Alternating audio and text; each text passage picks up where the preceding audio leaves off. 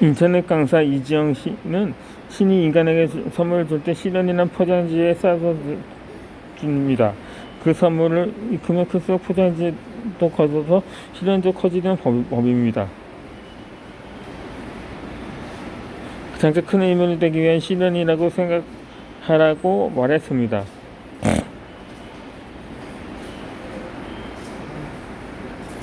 우리는 가끔 넘어지면서 실현을 포장지로 하나씩 벗겨가는 중입니다.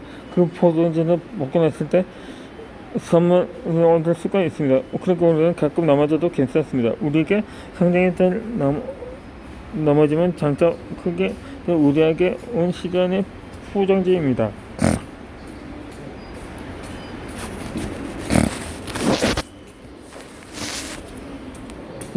힘들면 가끔 소리내어서 울어도 된다고 말합니다. 가끔 삶이 벅차다는 느낌이 들 때가 있습니다. 남자는 쓸럼터 없이 목표를 향해 나아가는 것 같습니다. 나만 갑자기 세상에 혼자 정그러니 앉는 기분입니다. 아무것도 하기 싫은 시기가 있습니다. 아마도 삶의 권태기인 것 같습니다. 직장인은 3년차 정도 되면 직장 권태기가 옵니다. 내가 잘하고 있는지 이 길이 맞는지 여러 고민을 하게 됩니다.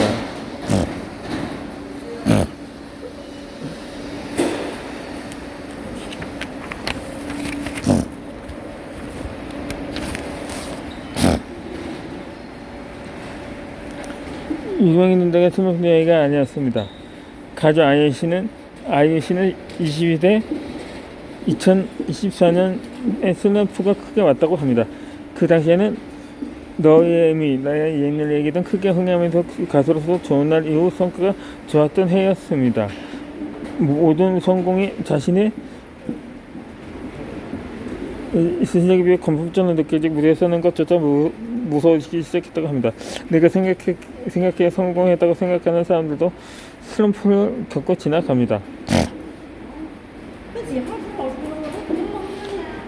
슬럼프의 뜻은 연습 결과가 들어 올라가지 않고 의거리의 성적이 저하되는 시기입니다. 열심히 하는 연습 이후 만큼의 성과가 올라가지 않아서 나오는 게 슬럼프입니다. 우리는 열심히 했기 때문에 슬럼프인 것입니다.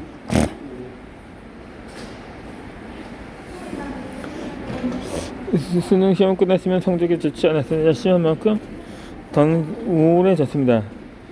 그렇게 부담받는 찾아갔습니다. 한겨울에 부담하다가 혼란을 있으면서 생각했습니다. 가족들이 그렇게 열심히 했는데 이거 하나 못하다니 가족들에게 내가 없는 게 더 낫지 않을까 등의 별의별 생각을 다 했습니다. 바다를 보고 있는 내 모습 보니 너무 처량했습니다. 갑자기 눈물이 나고 한참 울어본 적이 있었는데 그때 사람들의 시간에는 아랑곳하지 않았습니다.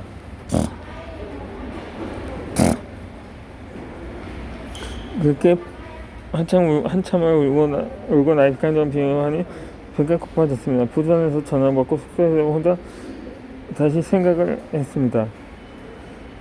2만원면 됐다면서 후회 없이 열심히 했으니까 놓아주다고 생각을 했습니다.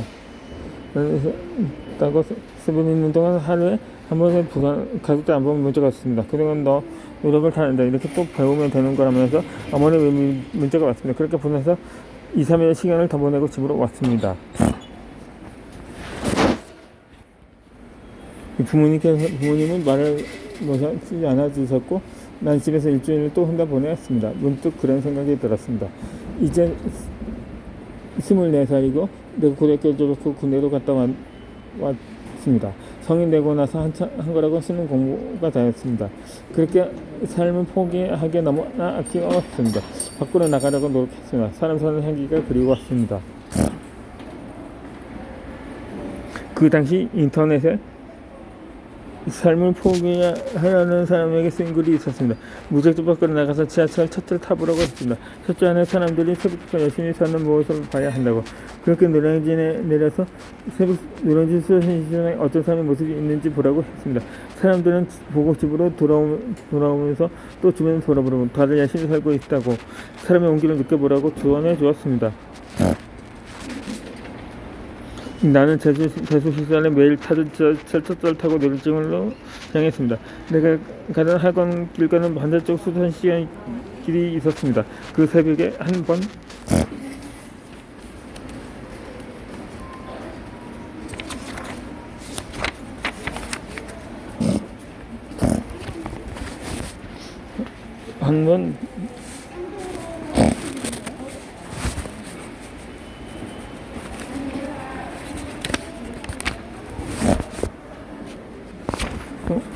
보지 못하던 수상시장을 보았습니다. 새벽인데도 불구하고 나서 모두 분주했습니다. 새벽부터 많은 사람들이 있었습니다. 나는 구경하면서 사람들의 온기를 느꼈습니다. 모두 열정적이었습니다. 사람들을 보면 나도 마음이 잡히기 시작했습니다. 이 다음 날부터 친구들을 만났습니다. 친구들을 만나면서 조금씩 내가 돌아왔습니다. 군대도 전역하고 대학교에 가려고 하니 용돈이 필요했습니다. 대학교 등록금을 벌기에는 너무 커 보였습니다. 나는 친구들께 아웃소싱 업소를 통해 공장에 들어갔습니다. 화장품 포장 공장이었습니다. 그래서 한 달 정도 일했습니다. 사람들과 이야기도 하고 나니 일도 하다 보니 이익이 생겼습니다. 한 달 일하고 대학교 입학 시즌이 되어서 그만두었습니다. 오늘 방에서 자고 있었는데 술을 드시고 온 아버지께서 우는 소리가 들렸습니다. 나는 걱정이 앞섰습니다. 아버지께서 하시던 일이 잘 안 되었나 하며 속으로 생각했습니다. 이 아버지께서는 한참을 우셨는데 나가보지 못하고 있다가 잠이 들었습니다. 그 다음 어머니께서 말씀해 주셨는데 가족 홍진영의 노래 산다는가를 듣고 펑펑 우셨다고 했습니다.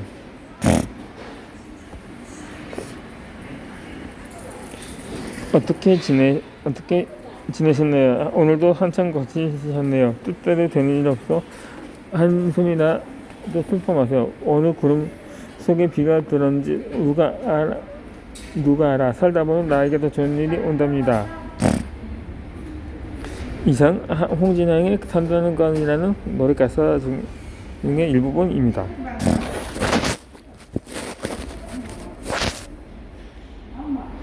아버지는 나무 같으셨습니다.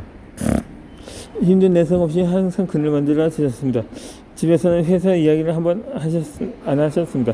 새벽 4시에 출근하시는 일을 힘든 내생 한번 안 하시고 하신 분이었습니다. 그러나 아버지께서 눈물은 내게 큰 충격이었습니다. 아버지께서 울리면 나가서 나도 천천히 봤습니다. 산다는 건 다 똑같다는 가사와 인생이 별거 없다고 다 거기서 거기고 오늘도 수고 많았다는 가사가 아버지를 위로해 주셨습니다. 그렇게 아버지는 다음 날도 묵묵히 출근하셨습니다.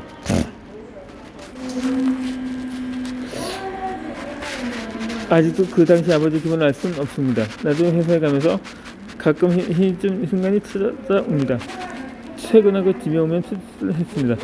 혼자 있는 집은 온기라는 찾아볼 수 없었습니다. 그래서 쓸쓸함이 맹들었습니다.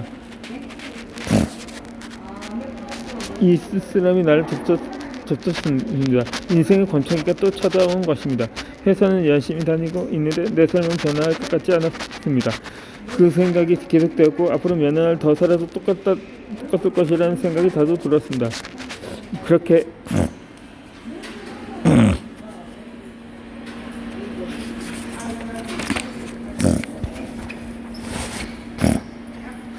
두 번째 슬럼프가 찾아온 것입니다. 나는 자격증 공부도 하고 토익 공부도 하던 내가 슬럼프가 온 것입니다. 내가 하는 만큼의 성과가 나오지 않은 것 같았습니다. 입사하고 1년이 지난 나는 작년과 다르게 성장해 있었습니다. 하지만 눈에 보이지 않았습니다. 나는 늘 불안했습니다. 당장 성과가 나지 않아 더 불안했던 것입니다. 하지만 이번에는 다른 생각이 들었습니다. 군대를 갔다 와서는 삶이 아쉬웠습니다. 내가 못하던 것도 많고 하고 싶은 것도 많았습니다. 이번에도 이만하면 해본 것 같았습니다. 앞번에도 비슷한 같은 느낌이 계속 들었습니다. 이렇게 슬럼프를 한번 겪어보기에 각오를 생각했습니다. 혼자서 쓸쓸한 기분을 느껴보기로 했습니다. 방 안에서 혼자 생각에 빠졌습니다. 나는 공부를 하면서 미래를 쓰며 살았습니다. 나 분명히 열심히 살았는데 하는 생각이 들면서 눈물이 났습니다. 조금 울고 나니 홀가분해졌습니다. 하지만 옆에 현재를 지니며 사는 친구들이 부러웠습니다. 이런 생각은 학생 때부터 들었습니다. 공부를 열심히 하진 않았습니다. 그래도 나름 공부하려고 했습니다. 그러다 보니 스트레스가 많았습니다. 공부에 소질이 없어서 하는 만큼 나오지도 않았습니다. 집중도 잘 안 되었습니다. 그러다 보니 정신성 잘 안 나고 자책하는 일도 많아졌습니다. 옆에 친구를 보면서 느꼈습니다. 공부 안 하고 노는 친구들 보면서 부러워했습니다.